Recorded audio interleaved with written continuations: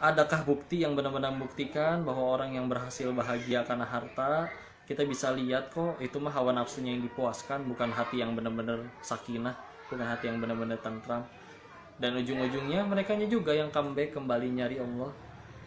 Jemaah-jemaah yang akhirnya kembali datang dan cerita, itu yang masalah yang mereka bawa, masalah mereka dengan dunianya.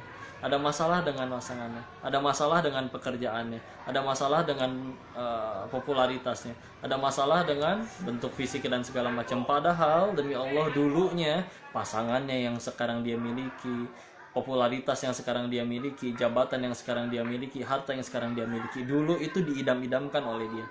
Kalau emang itu benar-benar suatu ketenangan yang hakiki, kenapa hal yang dulu mereka idam-idamkan malah menjadi sesuatu yang akhirnya mereka sesali dan mereka streskan, ya? Tapi nggak pernah ada orang yang akhirnya sadar kepada Allah dan akhirnya mendekat kepada Allah, lalu suatu saat ketika aduh nyesel udah dekat sama Allah, demi Allah itu nggak pernah ada, ya? Belum ada ya, nggak pernah. Dan cukuplah itu menjadi pelajaran. Udah benar itu segitu. Udah benar sadar. Setiap kali kita kecewa tanya, ya Allah saya kenapa kecewa? Ada orang yang diperlakukan lebih parah daripada saya, kenapa dia bisa nggak kecewa? Apa perbedaannya? Tadi kaitannya yaitu ada orang yang sanggup menghilangkan rasa berhak, ya, karena ketika setan nggak sanggup membuat kita ninggalin sholat, ninggalin ngaji, ninggalin segala macam, setan sanggup ngebisikin, aduh kamu kan udah jadi orang seperti ini, kamu tuh berhak loh, dia udah kasih penghargaan, dipuji setiap hari, digelarin karpet merah dan sebagainya, ya. Perasaan berhak itu tuh yang ketika akhirnya tidak kejadian, hati itu dongkol, hati kesal, hati galau, ya. Tips lebih lanjutnya, ayolah, demi Allah, kalau kita sadar siapa diri kita yang sebenarnya, kita itu hamba yang jahil, yaitu bodoh, lemah, nggak bisa apa-apa tanpa Allah, fakir, nggak punya apa-apa tanpa Allah, dan terakhir zolim. Punya hak apa kita mendapatkan itu semua?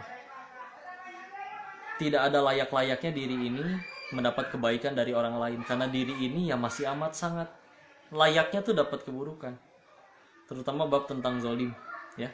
Ingat gak kemarin tetangga kita dulu waktu masih di Surabaya, yang ada siapa, si tetehnya, tahu-tahu nangis masuk ke depan kamar kita, ya kan? Terus akhirnya ibunya datang marah-marah, gedor-gedor, laki-laki. Jadi ada perempuan datang ke kamar nangis. Dia ternyata habis mergokin cowoknya selingkuh, mohon maaf, sedang tidak berbusana dengan perempuan lain dalam kamarnya. Maka dia nangis kabur, lalu orang tuanya si cewek nggak terima, digedor-gedor tuh kamar si lelaki bandelnya, ya. Tapi ketika digedor-gedor kayak gitu, itu laki nggak berani keluar, padahal secara fisika, secara bentuk tubuh itu laki gede, tinggi, besar, yang kalau si ibu dan si perempuannya itu ditonjok tuh pingsan, saking gedenya. Tapi kenapa dia nggak berani keluar? Karena sadar sedang berbuat zolim, berbuat salah. Ketika berbuat salah nggak berani nuntut macam-macam. Kita ketika merasa kecewa, ketika merasa dongkol, ketika merasa marah, bisa jadi kita sedang melupakan, ya Allah, saya teh sebetulnya punya sesuatu yang seharusnya engkau azab, tapi engkau menunda itu. Tapi saya lupa dan akhirnya saya ngerasa lah, saya udah benar, harusnya saya dihargai lebih lanjut, dihargai lebih daripada itu, ya. Ketika itu yang sudah muncul, lupa dengan kesalahan diri, nah itu yang bahaya. Nah, kalau ada hamba-hamba yang berhasil ingat terus ke situ, makanya nggak berani nuntut ke Allah. Nabi Ayub alaihissalam diuji 18 tahun penyakit kulit, nggak berani minta sembuh ke Allah, malah sibuk bersyukur. Abu Talib Al-Jarmi kakinya buntung, tangannya buntung, matanya buta, telinganya setengah tuli, nggak berani mengeluh kepada Allah, malah sibuk bersyukur terus kepada Allah. Karena benar-benar sadar, ya Allah, dak saya teh apa, masuk surga nggak bisa kalau nggak engkau tolong ibadah, terhindar dari neraka nggak bisa kalau tidak engkau tolong. Terus bisanya apa tuh kita teh? Saya teh lemah, nggak bisa nggak ditolong Allah. Saya jahil, ilmu apa yang saya punya kalau nggak dititipin oleh Allah? Saya juga fakir, apa sih yang saya punya kalau Allah titipin? Dan juga saya lebih banyak zolimnya daripada taatnya. Karena kalau kita berbuat dosa itu pasti kecatat sama malaikat belah kiri. ya.